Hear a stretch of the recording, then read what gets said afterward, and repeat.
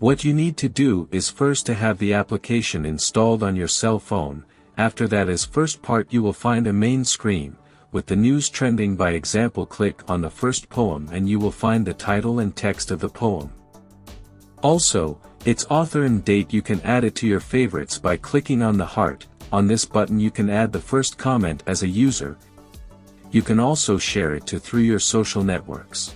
You can save it in this tab, and in the 3 points you can report poem or lock user. You will find this section divided in 3 parts: news, best poems, and following.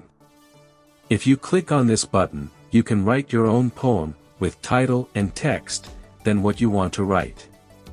You must click on proceed and publish it in this button. In the little bell you can find your notifications and new followers as well. In your profile you can create a book. Go to my books. In this section you can find create a book. Merchandise, go to my merchandise and 2 buttons for drafts and public. In this part you can find Poetizer shop. Here you can buy it. In the settings button you can modify about me, change password, language, messages, blocked users, and logout. You can also modify your profile picture from your camera or photo gallery. What are you waiting for to download this application to your cell phone and become a poetry lover? You can get it quickly and easily, learn every day and explore your imagination.